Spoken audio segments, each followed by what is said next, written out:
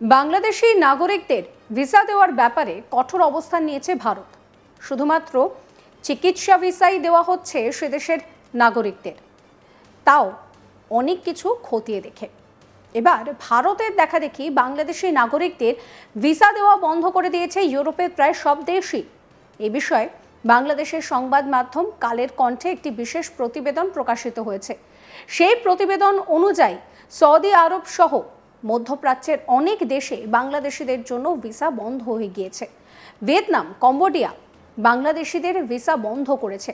এমনকি থাইল্যান্ডের ভিসা পাওয়া যেন এখন সোনার হরিণ। ডক্টর মোহাম্মদ ইউনুস দিল্লি থেকে ইউরোপের দেশগুলির রাষ্ট্রদূতদের ডেকে পাঠিয়েছিলেন। বাংলাদেশ থেকেই যেন তাঁরা ভিসা এবং আনুষঙ্গিক কার্যক্রম চালান সেই অনুরোধ জানিয়েছিলেন, কিন্তু সেই অনুরোধে কেউ সাড়া দেয়নি, বরং ইউরোপের ভিসা এখন বন্ধের উপক্রম হয়েছে। এই পরিস্থিতিতে বিদেশে পড়তে যাওয়া ছাত্রছাত্রী থেকে শুরু করে বিদেশ ভ্রমণ ও কাজের জন্য যাওয়া বাংলাদেশি নাগরিকরা বেশ সমস্যায় পড়েছেন। আর এইসবের জন্যই কিন্তু ক্রমশই চাপ বাড়ছে বাংলাদেশের অন্তর্বর্তী সরকারের প্রধান উপদেষ্টা মোহাম্মদ ইউনুসের ওপর। কারণ কালের কণ্ঠের প্রতিবেদন অনুযায়ী ক্ষমতায় আসার পর 10 মাস কেটে গেলেও বাংলাদেশের স্বার্থে তিনি যে কাজগুলো করবেন বলে প্রতিশ্রুতি দিয়েছিলেন তার বেশিরভাগই তিনি করে উঠতে পারেননি। তবে দেশের নাগরিকরা যদিও ইউরোপের ভিসা পাচ্ছেন না, কিন্তু এই 10 মাসে রেকর্ড সংখ্যকবার বিদেশ ভ্রমণ করেছেন।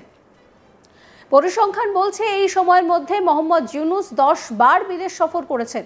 বিশ্বের উন্নত দেশ যারা কূটনৈতিকভাবে নেতৃত্ব দিচ্ছেন, যারা বিশ্বের একেবারে প্রথম সারিতে রয়েছেন, তাদের সরকার বা রাষ্ট্রপ্রধানরাও 10 মাসে এতবার বিদেশ সফর করেনি। সেক্ষেত্রে প্রধান উপদেষ্টা নিঃসন্দেহে একটি রেকর্ড তৈরি করেছেন। যদিও স্বাভাবিকভাবে প্রশ্ন উঠছে, মোহাম্মদ ইউনুসের এতবার বিদেশ সফরে কি আদৌ কোনো বাংলাদেশের স্বার্থসিদ্ধি হচ্ছে? প্রসঙ্গত দীর্ঘদিন ধরে বিএনপি চলতি বছরের ডিসেম্বরের মধ্যে জাতীয় সংসদ নির্বাচনের দাবি করছে। শুধু বিএনপি নয়, সশস্ত্র বাহিনীর পক্ষ থেকেও বলা হচ্ছে আগামী 1 জানুয়ারির মধ্যে দেশে একটি নির্বাচিত সরকার আসবে। সেনাপ্রধান জেনারেল ওয়াকারুজ্জামান একাধিকবার ডিসেম্বরে নির্বাচনের সময়সীমা বেঁধে দিয়েছেন। এরপর কেন্দ্রীয় সশস্ত্র বাহিনীর সদস্যরা মাঠ পর্যায় থেকে ব্যারাকে ফিরে আসবেন বলেও তিনি পরিষ্কার জানিয়েছেন। কিন্তু আমরা যেটা লক্ষ্য করছি যে ডক্টর মোহাম্মদ ইউনুস কিছুতেই ডিসেম্বরের মধ্যে নির্বাচন করাতে আগ্রহী নন। সেক্ষেত্রে তিনি বিভিন্ন সময় বলেছেন যে ডিসেম্বর থেকে জুনের মধ্যে নির্বাচন হবে। যদিও কম সংস্কার হয় তাহলে ডিসেম্বরে, আর বেশি সংস্কার হলে নির্বাচন হবে জুনে। কিন্তু জাপান সফরে গিয়ে তিনি যেন মনের কথা প্রকাশ করেন। তিনি বলেছেন যে ডিসেম্বরে শুধু একটি রাজনৈতিক দল নির্বাচন চায়। কথাটা শুধু পক্ষপাতদুষ্ট নয়, অসত্যও বটে। এরই মাধ্যমে তিনি দেশের রাজনৈতিক বিভাজনকে উস্কে দিলেন।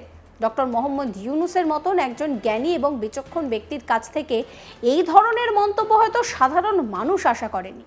কারণ সবাই জানে যে এনসিপি ছাড়া প্রায় সব রাজনৈতিক দল ডিসেম্বরের মধ্যে নির্বাচন চায়। এর মধ্যে জামাত কিন্তু বলছে যে ফেব্রুয়ারি পর্যন্ত নির্বাচন পেছানো যেতে পারে। তাহলে ডিসেম্বরের নির্বাচন চায় না কারা? সেই তালিকায় কি মোহাম্মদ ইউনুস দিতে পারবেন? বিদেশের মাটিতে দাঁড়িয়ে নির্বাচন নিয়ে কি বলেছিলেন মোহাম্মদ ইউনুস, শুনুন। If you need a good job at reforming, we have to wait 6 months more. So that's what we're doing. There are opinions that some say, let's get it out, get the election done, and hand over to the politicians. So that's one view. That's what the politicians are looking for. Not all political parties, just one particular. কালের কণ্ঠের প্রতিবেদন অনুযায়ী মোহাম্মদ ইউনুস নির্বাচন করাতে চান না কেন তার স্পষ্ট কোনো ব্যাখ্যা নেই। এ সময় সরকার বেশ কিছু বিতর্কিত পদক্ষেপ গ্রহণ করেছে, যা নিয়ে দেশের মানুষের মধ্যে উদ্বেগ উৎকণ্ঠা বাড়ছে। রাজনৈতিক দলগুলির মতামত না নিয়ে অন্তর্বর্তী সরকার এই ধরনের সিদ্ধান্ত নিতে পারে কিনা তা নিয়েও প্রশ্ন উঠছে। রাখাইন করিডোর, চট্টগ্রাম বন্দর, এই বিষয়গুলো নিয়ে পুরো দেশ এই মুহূর্তে অন্ধকারে রয়েছে। এইসব বিষয়ে বিএনপি সহ অন্যান্য রাজনৈতিক দলগুলি কিন্তু বেশ আপত্তি তুলছে। প্রশ্ন উঠছে, এই বিষয়ে ডক্টর মোহাম্মদ ইউনুসের সরকার কি কারোর কাছে প্রতিশ্রুতিবদ্ধ? তাদের প্রতিশ্রুতি বাস্তবায়নের জন্যই কি তিনি অনড় অবস্থানে রয়েছেন? এই জন্য কি তিনি ডিসেম্বরে নির্বাচন চান না, নাকি বাংলাদেশে একটি অনির্বাচিত সরকার কায়েমে তিনি নিজের কাজ করছেন? যেটি তিনি করেন না কেন, এর মধ্যে তার নিরপেক্ষ অবস্থান ক্ষুণ্ণ হচ্ছে। দুঃখিত, ডক্টর মোহাম্মদ ইউনূসের কাছ থেকে আমরা কেউ এই ধরনের আচরণ প্রত্যাশা করিনি। তিনি জনগণের অত্যন্ত শ্রদ্ধাভাজন। আশা করি দ্রুত তিনি তার অবস্থান বুঝতে পারবেন এবং নিজেকে শুধরে নেবেন। বাংলাদেশের রাজনীতি এখন উত্তাল এই মোহাম্মদ ইউনূসকে ঘিরে।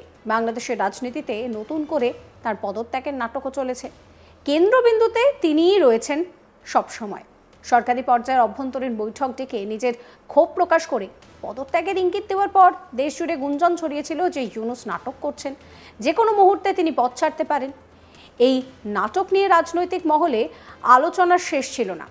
বিএনপি থেকে শুরু করে জামাতে ইসলামী, এনসিপি কিংবা সকলেই চাইছিল দ্রুত নির্বাচন হোক, যাতে করে দেশের পরিস্থিতি স্বাভাবিক হয় আর দেশ আবার আগের জায়গায় ফিরে যায়। কিন্তু ইউনূস তা কখনোই চাননি। তার চেয়ার ধরে রাখার সব রকম চেষ্টা তিনি করে গিয়েছেন, কিন্তু পরিস্থিতি যে কতটা বিপরীতে যেতে পারে সেটা ইউনূস কল্পনাও করতে পারেননি। তিনি দায়িত্ব নেওয়ার পর থেকে বিদেশি দেশের সঙ্গে, বিশেষ করে ভারতের শত্রু চীন আর পাকিস্তানের সঙ্গে যোগাযোগ বাড়িয়েছেন আর বাংলাদেশকে বিক্রি করতে উঠে পড়ে লেগেছেন। আর এই নিয়ে কিন্তু বিভিন্ন রকমের জল্পনা তুঙ্গে রয়েছে। আপনাদেরকে শোনাবো বিএনপি নেতা মির্জা আব্বাস কি বলছেন। সংস্কার করতে করতে বর্তমান সরকার বিদেশ থেকে বহু লোককে আমদানি করেছেন সংস্কার করার জন্য। আমি আজকে অত্যন্ত গর্বের সঙ্গে বলতে চাই, শহীদ রাষ্ট্রপতি জিয়া রহমান বহু সংস্কার করেছেন বাংলাদেশের, বহু। উনি বিদেশ থেকে কোনো পরামর্শ আনেন নাই, উনি দেশে থেকে দেশের যে সংস্কার করা দরকার তা করেছেন।